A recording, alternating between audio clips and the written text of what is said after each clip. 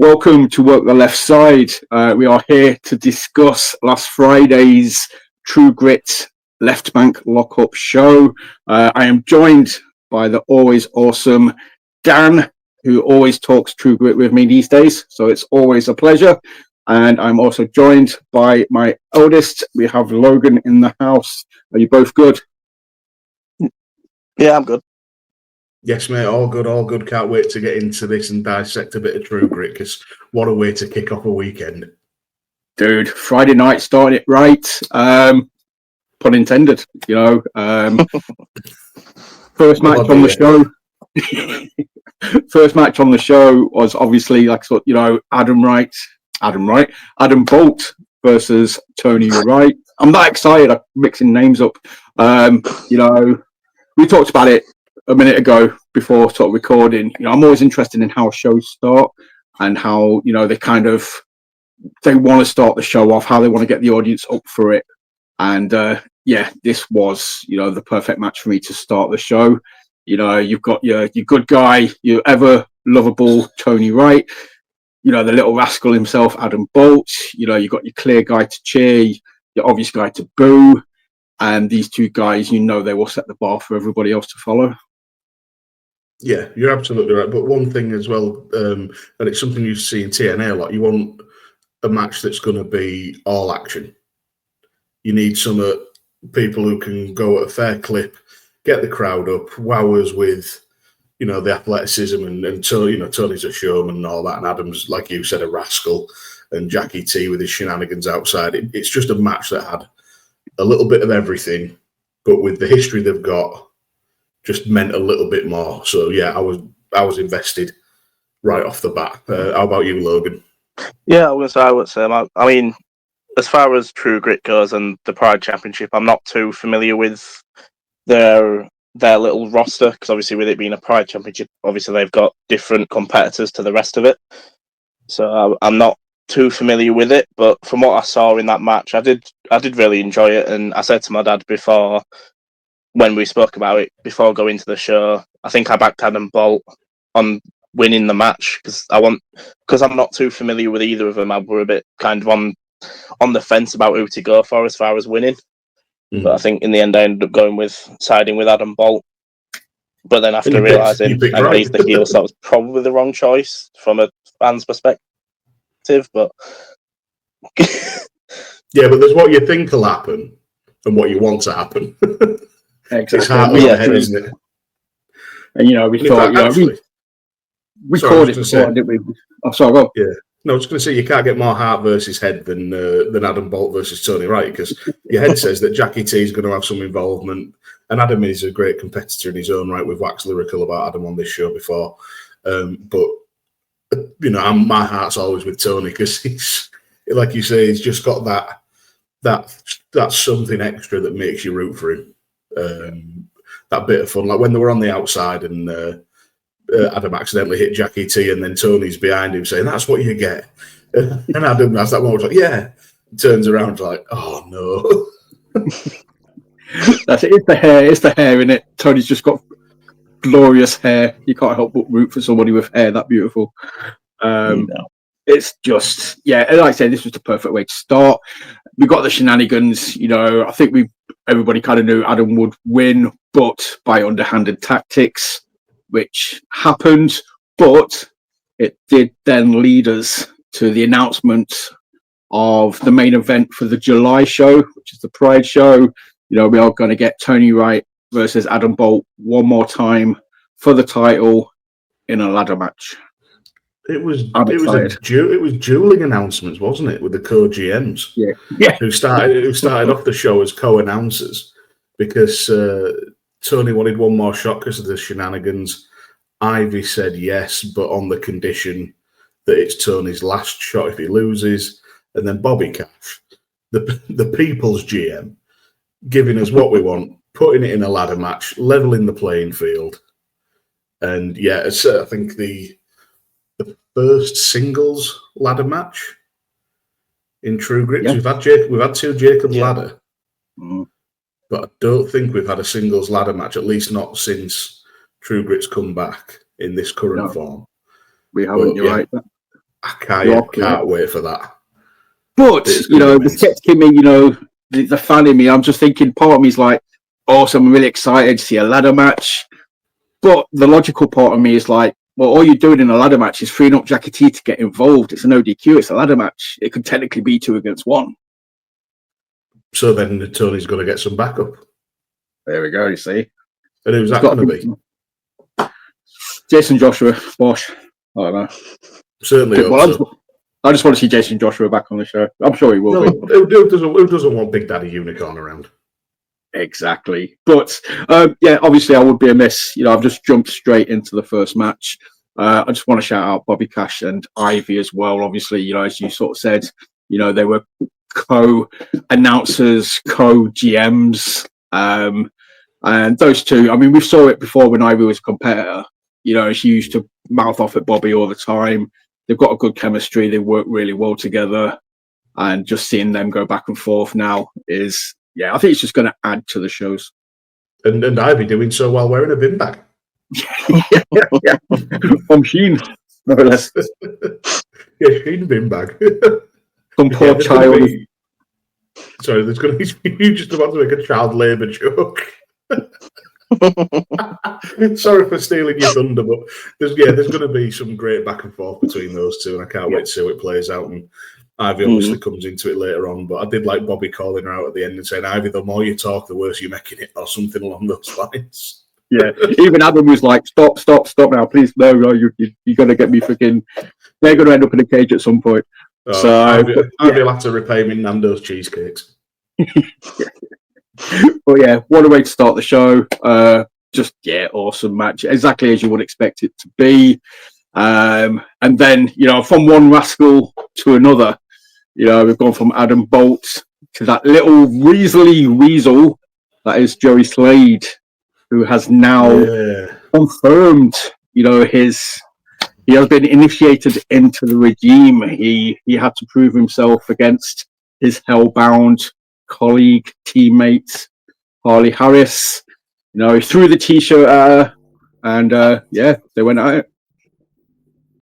Yeah, I mean, I think it was the right move for him to, obviously throw the t-shirt back and join the regime personally, and it was just an all-round good match. I think that's my first time seeing a intergender match live, and it didn't disappoint. Let's say that. Oh, so still just disappointed in Joey as a whole, to be honest. The regime were all out there supporting him, so it was Harley coming into the lion's den, really.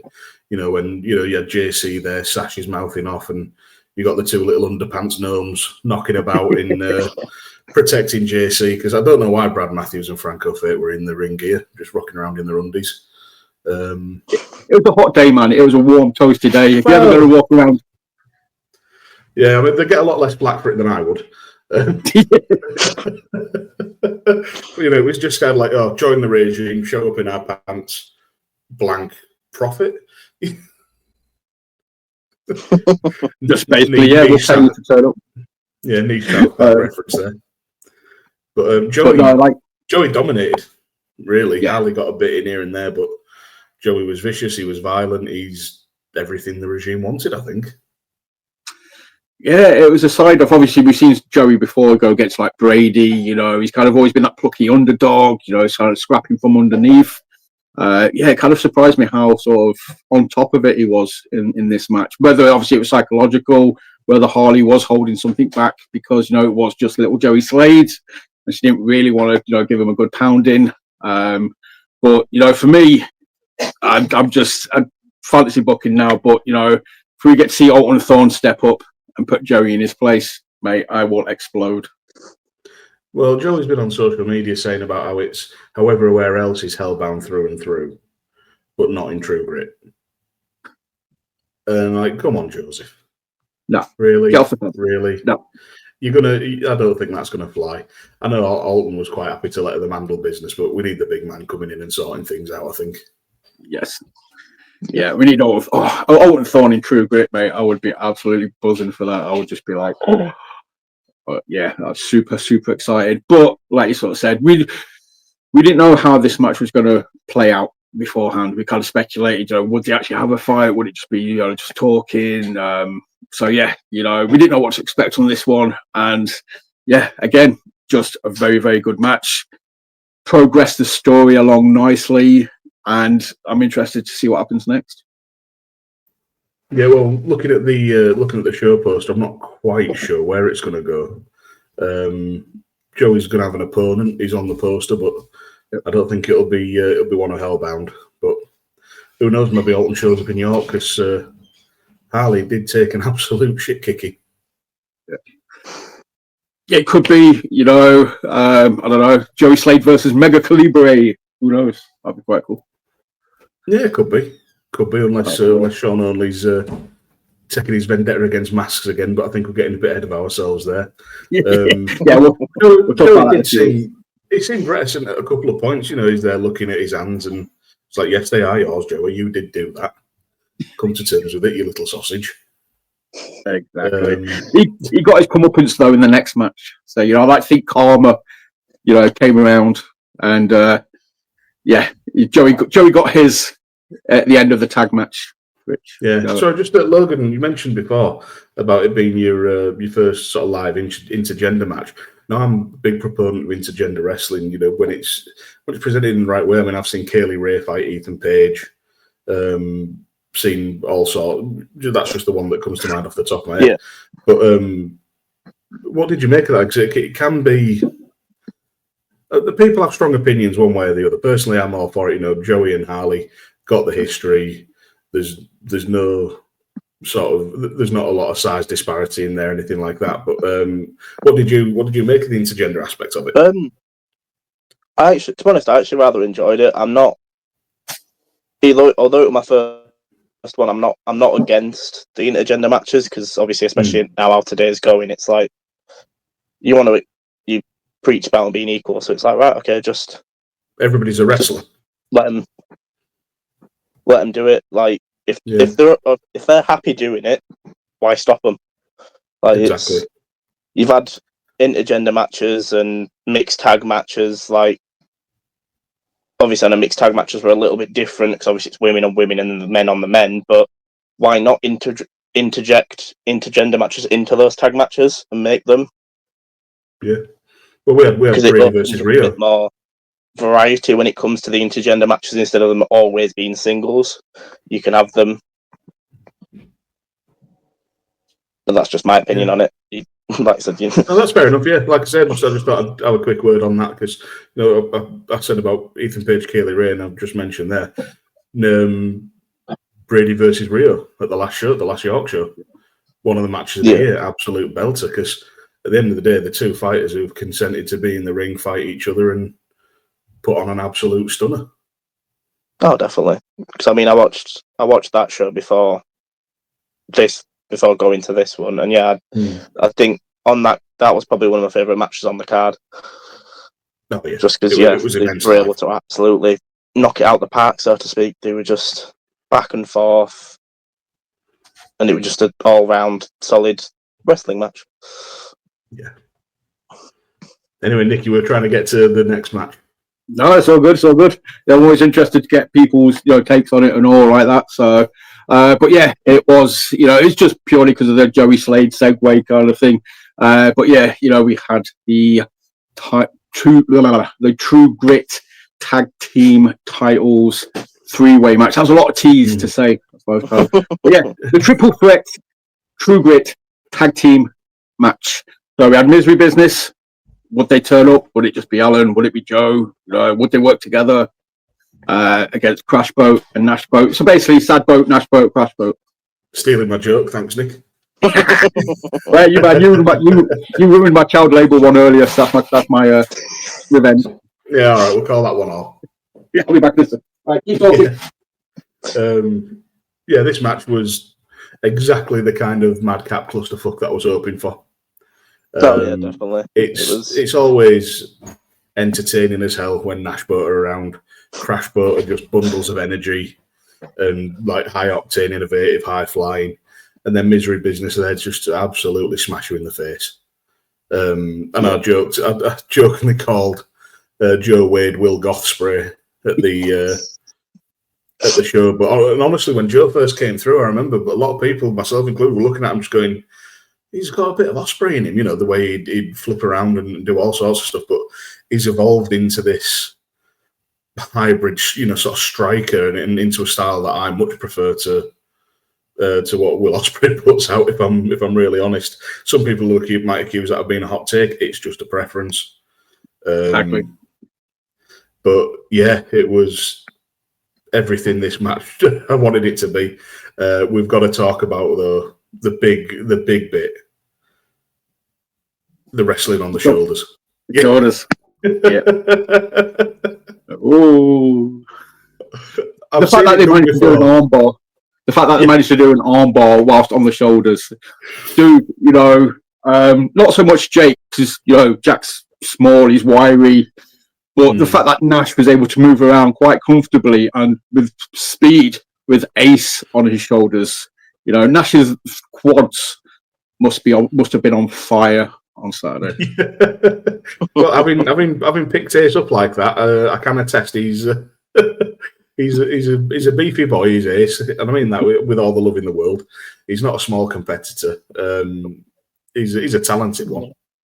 Very much so, but yeah, pulling off the shoulder blocks and the lockups and all of that, just you never know what you're going to get in a Nash Boat match, especially when you've got a Crash Boat who'll just match the insanity.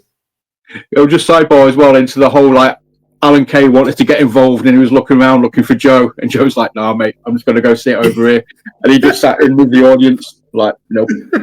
You're just not having any of it. It was a thing of beauty. Too much fun for the goth boy. Yeah, so I'm just eating my mustache. Very professional. So Logan, how familiar are you with the tag teams in this match? Then, sorry, I don't know your sort of history with True Grit, really. I'm a big fan. I said to my dad before, I'm a big fan of all three. So for me, that was a win-win-win-win-win. I wouldn't be disappointed regardless of the result. So to watch that was actually a lot of fun because I'm a big fan of Misery Business. I always have been. Yeah. And Nash Boat are just hilarious. And I've grown to like Crash Boat as well. And then just watching Alan manage to pick up Nash and Ace and like suplex them at the same time was just like. Oh, it was that was Crash Boat. Oh, Crash Boat. Yeah. No less impressive, but yeah, it was Crash Boat. But yeah, that was very entertaining to watch, and it was like, oh wow, he actually pulled it off. Because obviously, I know it must be hard doing it with a bigger bloke on his own. Never mind having someone else on his shoulders at the same time, because obviously that adds to the weight as well. So yeah, it was impressive. Strength in the control is ridiculous, and I think Alan gets, I think underrated by people on site. But as soon as he gets going in the ring, he's fantastic. He's just a. No, I can't really. We're trying to keep this as. We're not trying to sweat too much on this one, are we? I was going to say he's just a big angry ball of fuck you, isn't he? You've got to say it when you've got to say it. When it's true, we can't. And nobody can get mad at swearing if it's legit and it's true. And that is 100% what Alan Kay is. And I agree, very underappreciated. It's just what he does in the ring, but his mannerisms, his facials. He just sells everything. You can see, he just legitimately looks annoyed. You said it on the hype show. He's never going to pass up an opportunity to punch Nash in the face, just because it's Alan Kay and it's Nash. He just winds him up. You can see it. He just looks at him with daggers, and you're like, "Oh mate, you've pissed Alan off," and nobody wants to do that. It all goes back to him playing Fortnite on Nash's stream. I'm sure that's where all the anger is, because they do nap all for 2 hours, then Ace comes in and gets them a win. But this is. I mean, let's talk about it. This is the third victory now for Nashboat. They are, no longer the underdogs. They're no longer the lovable losers. I mean, they've won 3 matches now in a row. The Nash 5. You think? To get the win. The Nash 5, the F5 he did on Alan Kay. No, the Nash Bash is, I believe it's called. The commentators called it the Nash Bash. Oh, I just watched it back and they called it the Nash 5. Oh, I heard it as Nash. Oh, I might just be making shit up in my head when I'm hearing stuff. But Nash Bash sounds good. We'll go Nash Bash. We'll call it the Nash Bash. I'll call it the Nash Bash. It's just fun to say, Nash Bash. But obviously, they won. This is the third match. But then the Underpant Gnomes came back again. Sorry, it tickles me. It does. The regime came out. Brad, Franco, Sash, and Joey. World's shittest boy band. Show up. Start beating up Nashboat. So Sashboat came out, started beating up Crashboat and Nashboat, and then Sadboat had to come and make the save. It's a whole lot of boats. But we're going to need a bigger boat. Well, like I said, if you've watched it back, obviously we kind of didn't get this take. It's always interests me as well when if you watch it on Triller, kind of like the camera angles they use, what they focus on, what they use to tell the stories. And obviously, when Nashboat were getting beat down, it focused on Alan stood, by the curtain. He kind of backed through the curtain. So it's like, oh no, he's not going to help him. And then, like 10 seconds later, you see him come back out again and running towards the ring. And then, obviously, Alan to the rescue. Probably, call it brave, call it stupid. There's a thin line. It was 4 against 1. But then, Joe comes back for the save. And the crowd popped, mate. That was an amazing reaction. Well, we can't have misery business split up, can we? No, that's just not. That'll make everybody sad. But much to my eternal shame, I'd forgotten about about Alan accidentally eliminating Joe from the Rumble. So the whole, Alan accidentally eliminates Joe from the Rumble. Joe doesn't show up. This whole tiff went back way further than even I remembered. But as usual, in my defence, at the Rumble, I was drunk. ever the professional. But then that just proves how good a job the commentators are doing. People who've never watched before, idiots like me who have a memory that erases after about 5 cans or 5 minutes. Take your pick, whichever. It's a good thing to have that brought back. Incidentally, by the way, a really nice dynamic on commentary. Really enjoyed it between Sam Bailey and Mark. It was was really, really good. But that match was it's Nashboat, it's shenanigans. Crashboat go along with it, and Misery Business are sick of their shit and just want to beat people up, like I said before. And we live to see it. Talking the karma that I mentioned previously for Joey Slade was obviously Joey pushed Franco out of the way so he didn't get the Misery Business finisher. Joey took it instead. Took a bullet. And just laid there convulsing as he rolled out of the ring. God bless him so hard he vibrated. So, but again, like I said, the fan reaction for Misery Business, having that hug, sharing that moment, that to me was like, one of the obviously top 5 moments, in the show. Logs, obviously, you're happy Misery Business is still a team. Yeah. And looks like on the next show, sorry, we're getting potentially Nashboat versus the Underpants Gnomes. Yep. Well, I nearly said this to you last week. When you said last week on the Hype Show something about the regime belt collecting or starting to belt collect or wanting to belt collect, and the penny dropped, and I was just like, oh, the powers that be. Obviously, Matthews and Franco, their tag team name PTB. They've got to be in with a shot for can Nashboat beat the Underpant Gnomes? That's the deal. Oh, I'm gonna have to work that into a chant, aren't I, at York? Yeah. Doesn't quite flow right though for a chant. We'll have to get creative. Yeah, we'll think of something. It's all good. We'll get it there. We'll get it done. If anybody can, Dan can. Need to have a word with. Need to have a word with whoever puts the entrance videos together, just to imagine just a little. Oh, mate. Obviously, this show had 2 intermissions.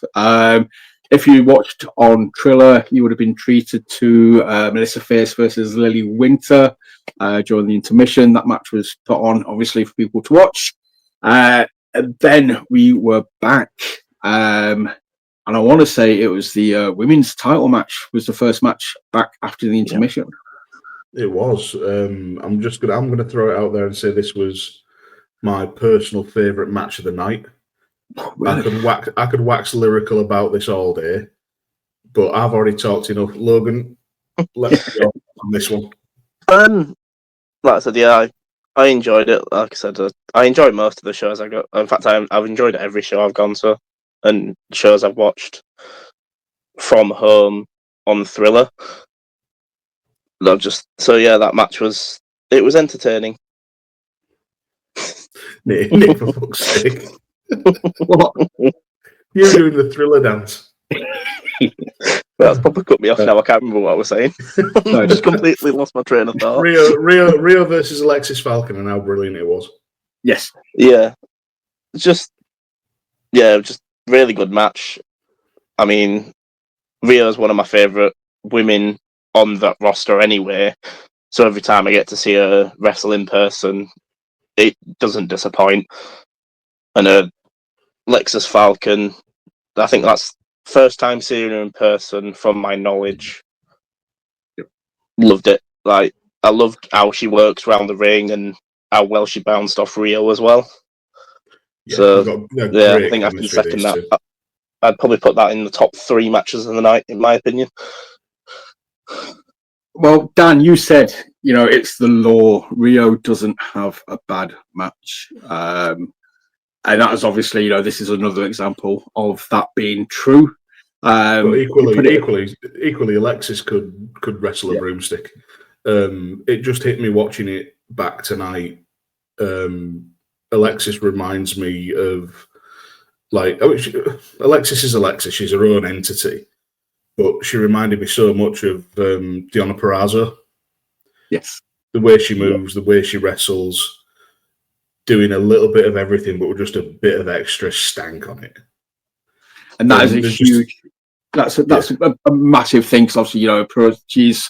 Like I said, she doesn't just do stuff, she does it, and it's that little bit extra on everything. It just makes it stand out, it makes it pop. Again, the character work. Obviously, I got it wrong. I predicted... Falcon to win this. Rio retained, but we did get that beat down afterwards.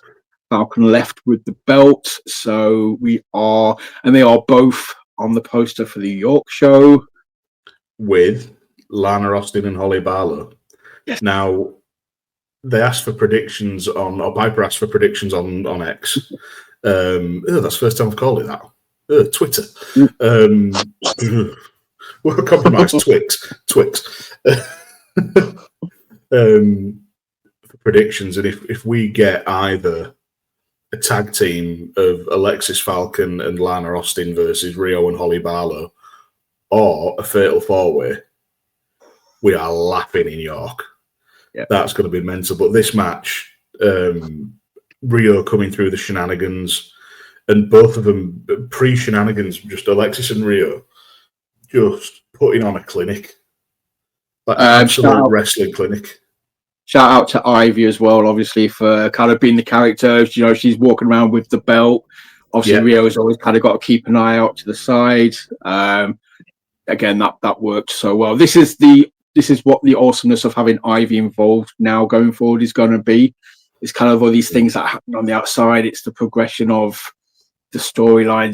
This is, True Grit is made for Triller now. They've leveled up, and it's not just a small time British independent wrestling show. It's a TV wrestling show. Yeah, absolutely. It's everything. So everything on the show is going up level by level, show by show. As you know, everybody's learning as they go along. But in terms of all the stuff in the ring and around the ring, particularly this match. Well, I'm just using this as an example because, like I say, it was my favourite match of the night. It was everything done to the nth degree. It just was the near falls, the way the match ebbed and flowed, the shenanigans, the belt shots. You know, all of it just suckered you in to the point where we don't know which way it's going, and it got me that invested that it's one of those matches that had you feeling like a kid again. Yes. Or I've got my favourite. I know I want to win. It's still real to me, damn it, you know. Yep. And that happened so many times on this show, but that was the one that got me. Well, you know, we're talking about its real emotion and stuff like that. And you know, if this match built that up and had you feeling that, it was the perfect setup, you know, for the next match. Obviously, you know, the HT Drake versus Ollie Burns. You know, again, we didn't know what this match was going to give us. We didn't know what to expect. A very emotional, you know, just it being Ollie, not Priscilla. This show was a roller coaster. Sorry to cut you off. Yeah. From, you know, the awesomeness of the opening match, just getting you hyped for wrestling in general, and all the stuff going on with Tony and Adam and bringing in the ladder match. Then Joey battering Harley, which is a down point as a fan. Just bringing down, you think, oh, you little twat, you know, you're getting wound up or whatever. Then the hilarity and the brilliance of the triple threat tag team match. You said about card structure before, about what opens a show. You know, the old adage is the opener and the main event are the two biggest spots. But this whole night, it just peaks and troughs and done so well, and then you get this match, HT Drake versus Ollie Burns, and it was uncomfortable, at times, but not in a bad. I don't mean that in a bad way, because I think that was the goal. I found it hard to watch at points. It was like, I liked just the little touches as well, though. Like when Ollie went to do like put his hand up like for the Priscilla slap, and then he just kind of made a fist. No, when he made a fist instead, and just started punching. And it was like, that's Ollie. You know, that's just obviously Lokes. I mean, I know you've seen Drake. You know, you've seen Priscilla. You know both of these people quite well. Obviously, you've never seen Ollie. None of us have really ever seen Ollie in the ring. You know, as just Ollie Burns. You know, nobody knew what to expect. Obviously Dan sort of said he found it kind of like, it was meant to be like, so yeah, I echo what you said, Dan. That was the intention. It was meant to kind of feel uncomfortable. He was kind of meant to be like, oh shit, you know, I don't quite like how this is going for Ollie. You know, you just don't want to see him get beat down, or, you know, how did you? Yeah, Lokes, how did you find it? I said I think I enjoyed it a little bit more because I liked the way they did, like they progressed with like the story of it, of like, especially with Ollie, obviously, because bad looks of it, the way they're playing it is he's conflicted on who he is. Like, he don't know if he's Ollie or Priscilla, because obviously, like you said, with him having two characters, basically, he's like kept switching between the two during the match, so he didn't really know what to do, which I think is why, from what Dan said, is why it felt so awkward, because he didn't know how to approach it. Does he approach it as him, but then he switched and tried to be the other persona, and then obviously that's when HD just came in and obviously managed to win the match, because he knew exactly what he was doing. Because when you've got someone who can't decide what shot to throw or how to play it, you can just capitalize on it, which is what he did. Well, in fairness, Ollie walks, yeah. You know, that was how Drake won. He didn't even have to, you know, throw a punch in the end. He just got inside Ollie's head, which is obviously the whole point of it all. Yeah. And I mean, that ending, psychological warfare there. Exactly. I don't know if this ending might have split some people, if they didn't quite, get it, or if they hadn't seen the build up to it. It's a weird ending if this was if this was your first show and you'd be like, well, what's going on? If you know True Grit and you followed it and you've seen this story evolve, I liked that ending. It made sense to me. Well, funnily enough, I had two first timers with me. Andy and Tyler. Andy's been to indie shows before. He's been to True Grit before, but it was pre-COVID, before the relaunch, and it's obviously a very different beast, as we keep saying.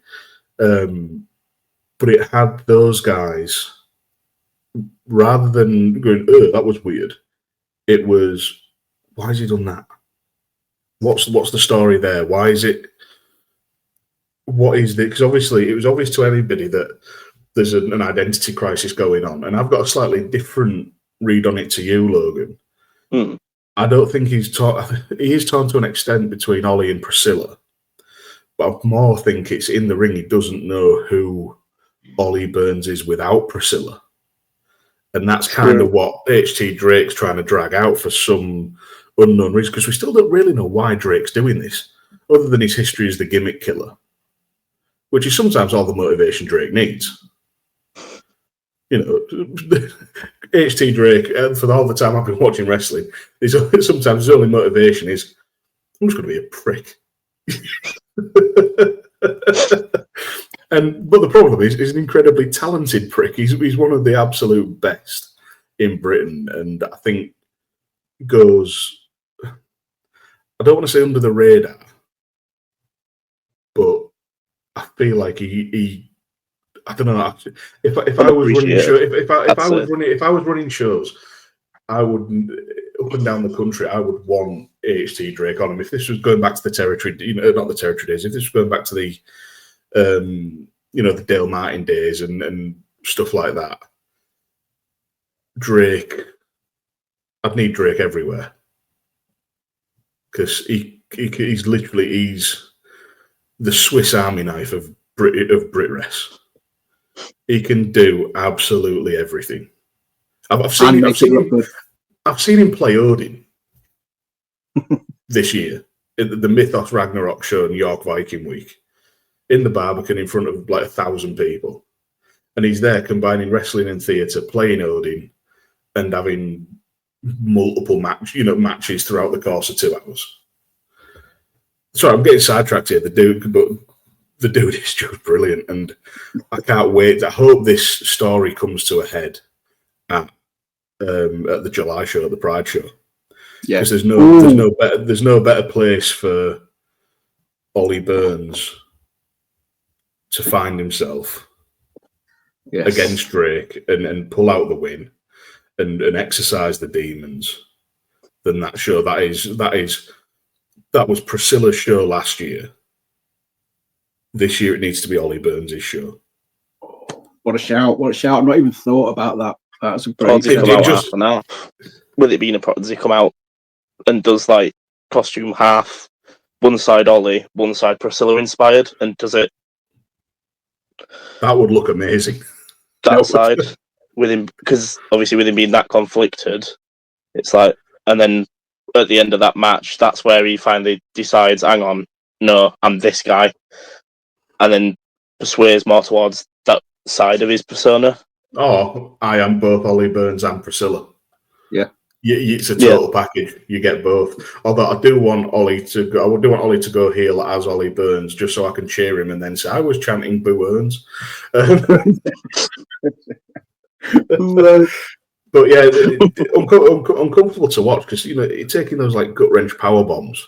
Just when I said about Alexis putting a bit of extra stank on it, Drake's the master of that as well. Yeah. It just looked extra brutal.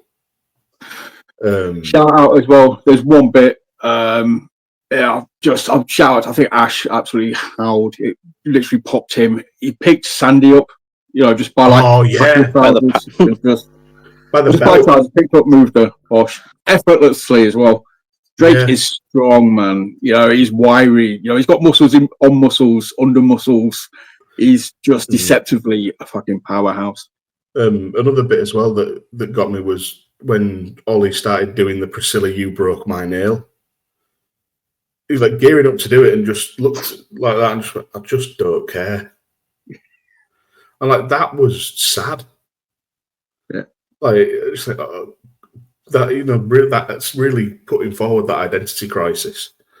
And then going for the rolling punches and the ripcord punch instead of the slaps, and yeah, really, really brilliant story told by these two. And like I say, if Drake's on the next show in York, again, we don't know who he's going to be against. But let's see how it plays out. Exactly. So this led us again. From this, we then had the last man standing match. I mean, it was stake after stake after stake. High match after high match after high match. 2 years in the making. Yep. Obviously, Billy O'Keefe, the standout, versus just that's I don't want to call him the miserable bastard because that's Alan Kay's title now, but just the I don't know. We'll just call him the angry arsehole. The angry arsehole. There we go. Sean only. And yeah, like I said, this is 2.5 years in the making. This was Billy's time to shine. Would he do it? Yes. Yeah. Another feather in the cap for Billy O'Keefe. But I'm just going to throw something out there now. And I can't remember if it was us that talked about it, Nick. I always have a problem with last man standing matches, and it's just my thoughts. But every single last man standing match from from whatever level right up to the top level, I always feel like the 10 count at the 10 count at the end just takes the wind out of my sails completely. Yeah. Where it's like, yes, okay, that was the finish. And I've got to wait for the ref to slowly count to 10. Yeah.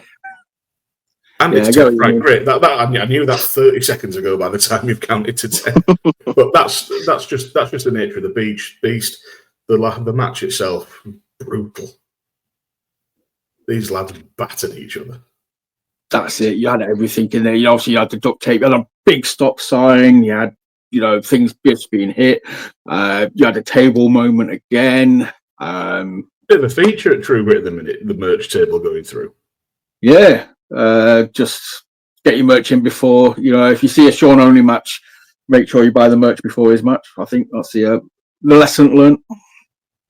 Yeah. That's what's the sweat covered merch. Limited edition, Sean only sweat or Billy sweat on your t-shirt. There'd be a market for that, at least from somebody in your house.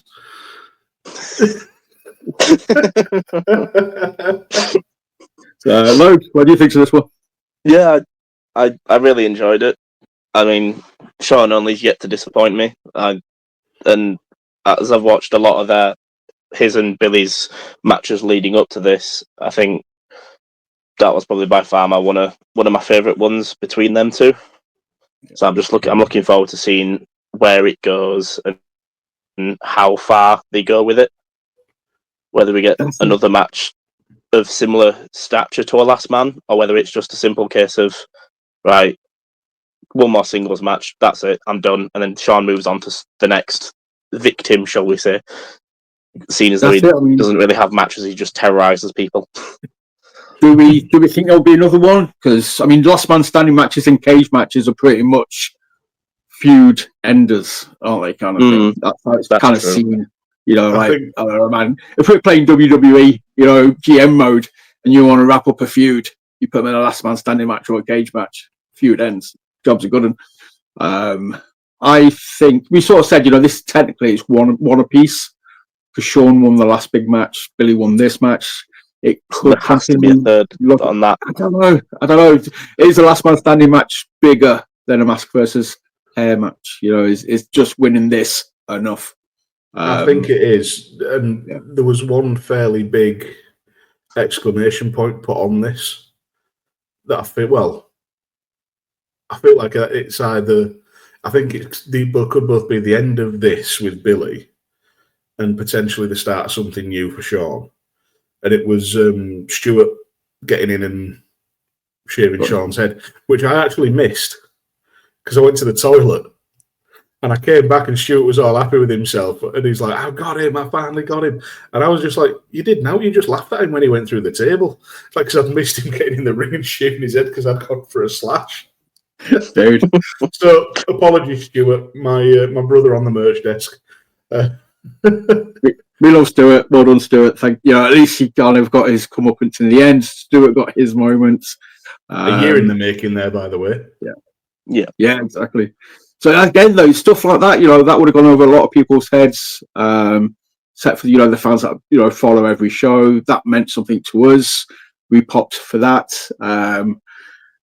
But yeah, I kind of, as much as I enjoyed this, I want to see Billy go on to other stuff now, kind of thing. Obviously, Sean can terrorize other people. That's what Sean does. Like you said, Logs. He just terrorizes people. Does he take this out on somebody else in York? Whoever Sean faces in York, I feel sorry for because he's going to be Kid Lycos. Another mask. Well, we know. I don't think he's on the poster. Isn't Lycos? No. Calibra is there. Calibra is, and we know how Sean feels about masks and luchadors. So that could be next for Sean. Although looking at it, there's a couple of potential really good matchups because you got Joey, Mega Calibre, HT Drake, Sean Only, Tim Strange, and Ernest Boggs. We've not seen anything of Ernest since the Rumble. That was his debut. We've not seen Tim Strange for a good long while. So I'm wondering how that's going to go. Who's going to mix up with who? If we got imagine if we got HT Drake versus Tim Strange. Oh my God. Sean Only versus Ernest, Sean Only, Ernest Boggs or Mega Calibre, something like that. There's a lot of, you can put that in a few ways and then get a really bloody good card.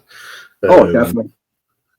So yeah, the funny thing with this match, we mentioned it in passing about the tape coming out and just the general brutality. It was that right from the off. It started how any blood feud should, and just flying at each other. Just straight in, no fucking about. Wham! Just car crash right away. I love that. Yeah, but that was after what we'd just seen with the way the previous match ended. Yeah, and us all kind of sitting around going, "Oh, what's going on there?" And then just bang, we're into the action. Yeah, because this was going into the second interval. Yes. Yeah, this was the last match before, obviously, the final interval to allow them to set up the cage. But yeah, I was going to shout that out because I love that. And when a rivalry's got to such a point when it's so heated, it kind of annoys me when they stand, across the ring from each other, because it's just kind of like, no, mate, if you'd have done what you've done to me, I'm not standing there being all nicey nice and just waiting for this to be announced. Like as Billy did, you are just running to that ring, you are sliding in, and you are just tackling the man. It is that heated. It adds that. It makes it feel legit. It's just genuine anger, and Billy just wanted to absolutely kick the shit out of him. Yeah, and it sets the tone. I actually saw Billy wrestle on Sunday as well for Kapow out in Cottingley, and he was carrying some battle scars from that match. Incidentally, had a banger of a match against Jimmy Jackson. I don't know if it's recorded and gone out anywhere. But if you can see that match, I'd suggest getting hold of it. Just a quick shout out there for Billy. But yeah, I think we need to acknowledge at this point and give a really big shout out and mention to the video packages that aired throughout the night. Yes, because the production value and the editing. I think it's Robbie Parker that does the True Grit videos.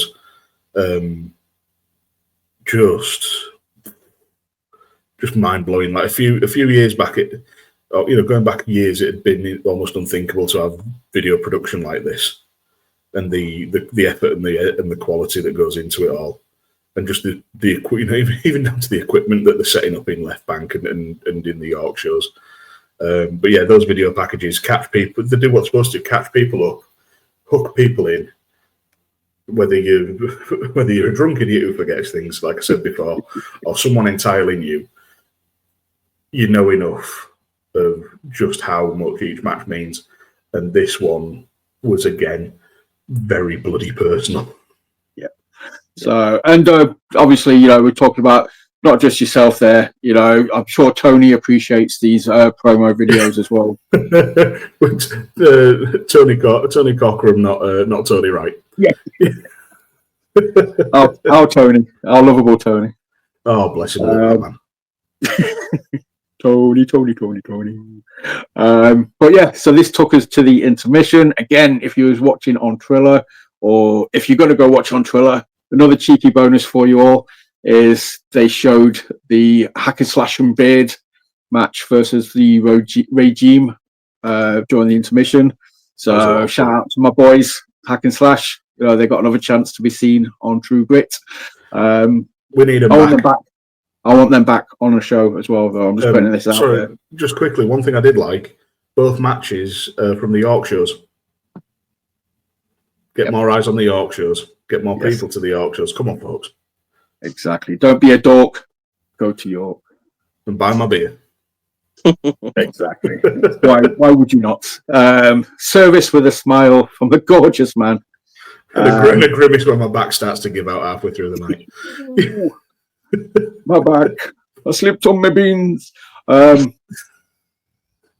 Yes, sorry, the main event. So obviously this is it. This is what it's been building to. We obviously went out for the intermission. We had to clear out the left bank to let them set up the cage. Which was kind of cool because I think if we'd have been stood there and seen them doing it, mate, when I walked back in, just the cage was there. Dude, I literally had to stop for a second and just be like, it was just like, oh. That visual of the cage in a church or a former church, that the left bank's a stunning venue anyway, as we say every time we're on here. In fact, it's rare that we get it to 50 minutes without mentioning it. But yeah, it just made it look even more imposing somehow. And that, you were right, that is a big boy cage from Fight Factory. Yeah. Shout out to Fight Factory, did an amazing job. It was an amazing cage. Also, we'll talk about it. It had to be a big boy cage. There was two big boys in there. And it wasn't just there for prosthetics. It wasn't just there for the eyes. That cage got used. They got thrown into the cage. They climbed up the cage. They came off the cage. Obviously Kemper went over and down. It was used as a cage should be used. It wasn't just there for shits and giggles. It wasn't just a selling point. It was like, look, we've got this cage.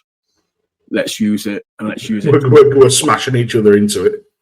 Yes, exactly. And the noise it was making, it's just, mate. But obviously, the whole night was leading up to this, and this was the main event. It was the spectacular. It was a spectacle, when you just sit there. Yeah. And just seeing Brady and Kemper inside that cage. I just want to shout out the poor cameraman that was obviously stuck in the cage with them. I hope he got paid extra for that, because that was just like, damn. Does the regime give hazard pay these days? Because they didn't before we went on strike. But yeah, cage matches are a rarity in Brit Rest, as I said on the preview show. In fact, even going to like WWE shows and all that, I think I've seen maybe 2 cage matches live before that one, and there is something really special about them. Logan, how did you find? Because was this your first? I said to my dad before, that main event was that's my second ever cage match that I've seen live. Because my first cage match that I saw live was at a wrestling promotion down in Hinckley, which is near where I now live. And yeah, the cage matches in person, TV doesn't do them justice. They are so much better in person, and the sound they make when people get thrown into them, it's just like, ouch. You've just got no words for it apart from ow. And a wince. And that suplex off the cage, just I thought Brady was dead. But it's the height as well, because not only is the cage quite high up, but then Kemper's like what, 6'7", 6'7"? 6'6", yeah, 6'7". So to get Brady even higher and then just go all that way down, how the ring didn't implode, I have no idea. That's a testament. I think that was Drake's. I think that was Drake's phenomenal. Ring, testament to Drake, to Howard for getting the ring sorted. Yeah, that superplex was the spot that was the bit that just made me just go, like as well as hearing all the the sound effects, the noise of the cage and the spectacle of these two, the two big bulls just off. Yeah, and I managed to get down low and get a couple of good shots up the cage towards the end when Kemper and Brady were fighting on it, and I like a couple of my favourite photos I've ever taken at a wrestling show. Just absolute titanic battle between the two, but it wouldn't be a True Grit main event, a Brady Phillips title defense without shenanigans. And this was about as big as it's ever got. Because you have Riley over there anyway. Going to get by looks of things. As far as I was wondering if we'd hear Benserico's music hit, but he's true to his word. He's still not around. But we had basically the regime came out. The locker room then emptied, but the regime had control of the cage. And Nick, I think I was stood just on the opposite side to you, and I'm pretty sure I could feel your excitement and the sheer joy coming out of your body when Vucic came out. For anybody listening to this in the audio format, Nick basically just did a really bad Batista impression. And dog just shaking with excitement. Just whole body's just vibrating with energy and excitement and happiness, and it's just like, yes. Like I was half expecting Wes, but then, yeah, man, that check flag came up and it's just like, again, but the reaction, the fans popped for it, man. That was just music. I likened it to, like back in the day, obviously the Attitude Era kind of thing, like when Stone Cold's music hit, Stone Cold would come out during a match, and just beat the shit out of people. Music just coming out, man. That was that. It was just that reaction for me. It was just like, yes, Ruzic's here to save the day. And he got to do the big, strong boy stuff. He broke the chain on the door, which was a hell of a moment. And this is the thing, when I said that that Rio and Alexis was my favourite match of the night, this was the spectacle. Yeah. This was the holy shit, everything kicking off. The big moments, effectively, like the top of the food chain sounds a bit wrong, but you know what I'm trying to say. When you had Vucic, Nashboat, who else was in the ring with it? Crashboat facing off against the regime, just fighting, and then Brady Phillips and Kemper are knackered. Kemper's wrapped up in his own chains again. I think Riley's in there as well. Just absolutely beating the piss out of each other. It's a thing of beauty, it really was. This is wrestling. I've said it so many times recently, but this is wrestling 101. This is, it's building up to the main event. It's giving you the match. It's giving you the bit of the shenanigans. Everybody's getting involved. This is the wrestling I grew up watching. This is what got me into wrestling. This is what gets me still excited about wrestling. This is just... Oh, mate, yeah, like I said, when he came in, just seeing Nashboat and Crashboat trying to climb up the cage, to get in there to help Kemper, and the regime being on the inside, just like biting hands or punching hands, seeing Jack Bandicoot just trying to quickly scale up the side of the cage. It was just like, oh. But seeing Crashboat in this position as well, not Nashboat, Nashboat are mixing it up with the main eventers. Obviously, they're tag team champs. This Nashboat, you always kind of think like, oh, it's Nashboat. But no, they're involved in the main event scene. They're mixing it up with the main event players. They are. It's just everything's coming together. And for Vucic just to be there for this moment, he's not had a match. He's not been seen all night. And then his music hits and he comes out and, like I say, he pulls the chain off the door, just busts in there on a mission. Mate, that is just, yeah. And it means that Vucic's still in the picture.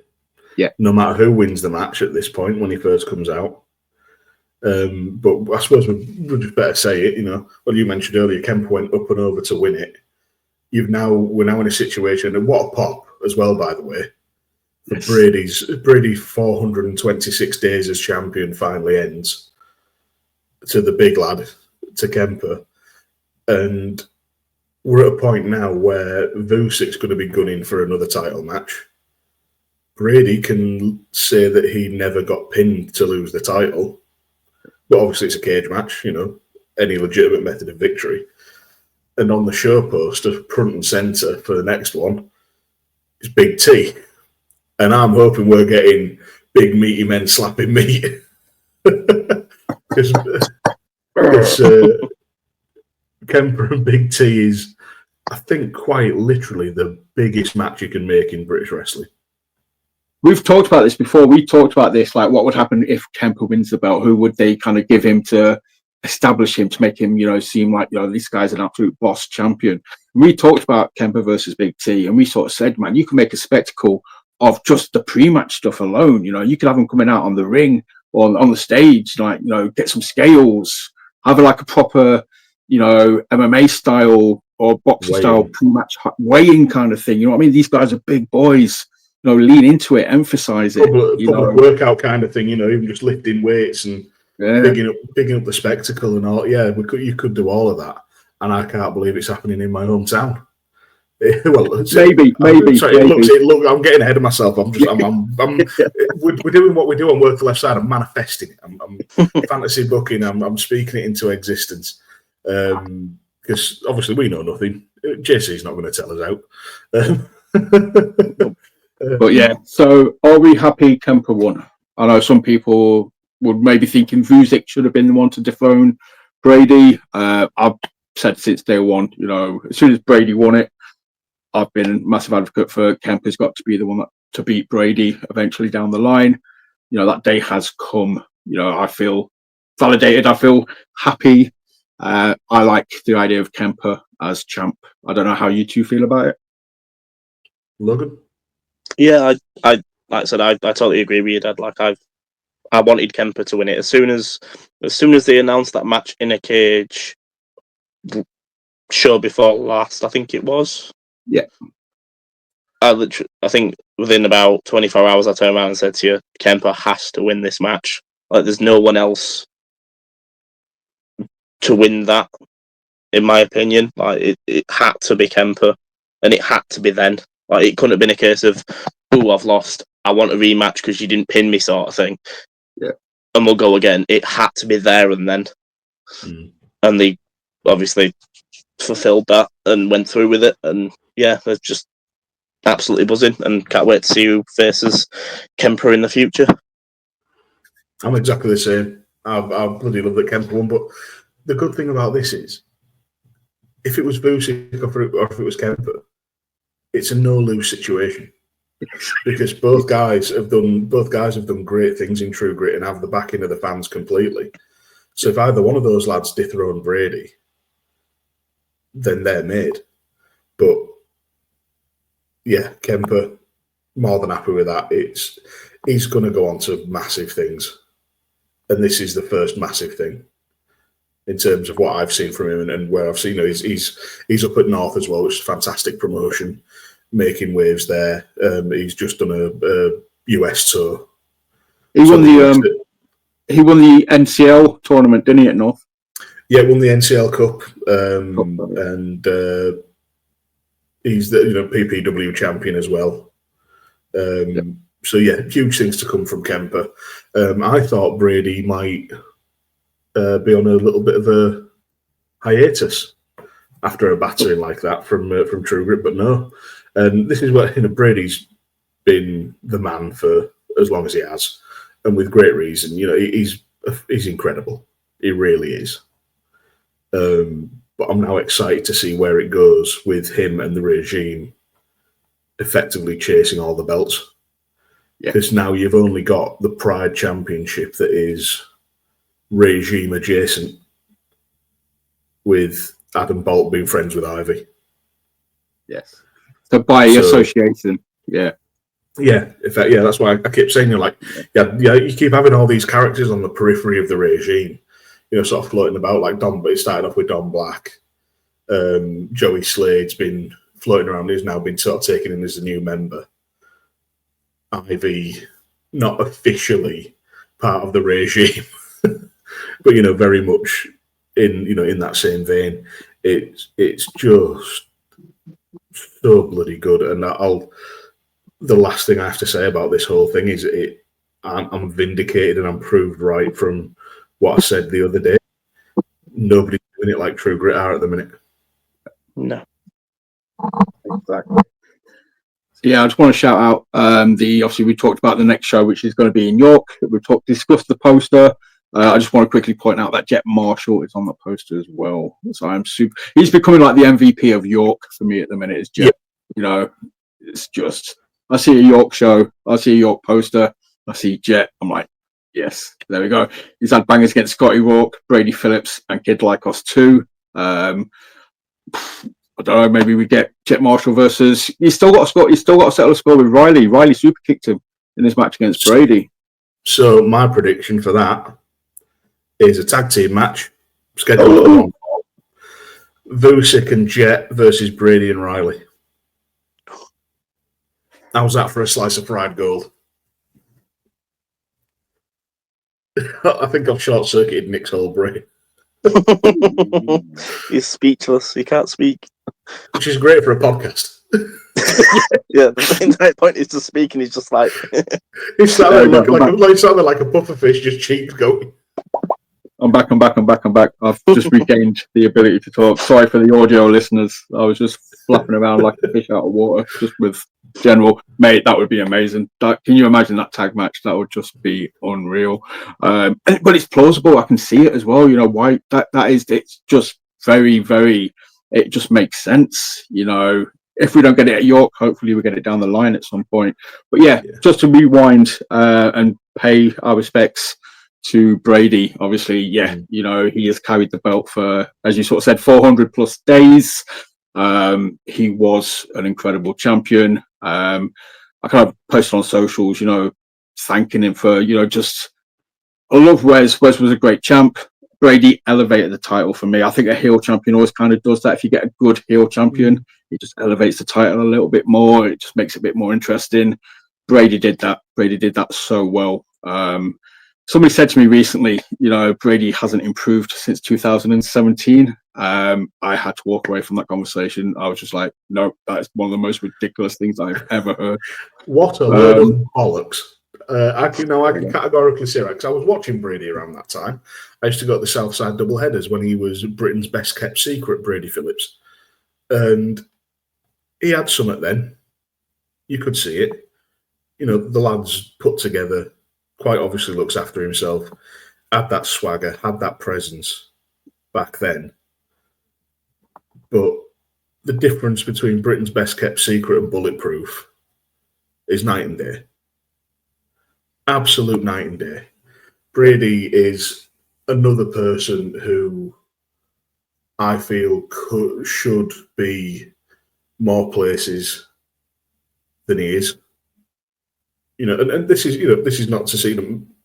I'm always wary of saying this because some people will be doing exactly what they want to do for this moment in time, but Brady has all the tools to continue on to further echelons, or hopefully to continue to help elevate True Grit. Yeah, that's the key thing. Any card with Brady Phillips on gets better. Yeah. And the same can be said for a hell of a lot of wrestlers in that True Grit locker room. And people are going to be sick of me waxing lyrical, but I only say it because I believe it.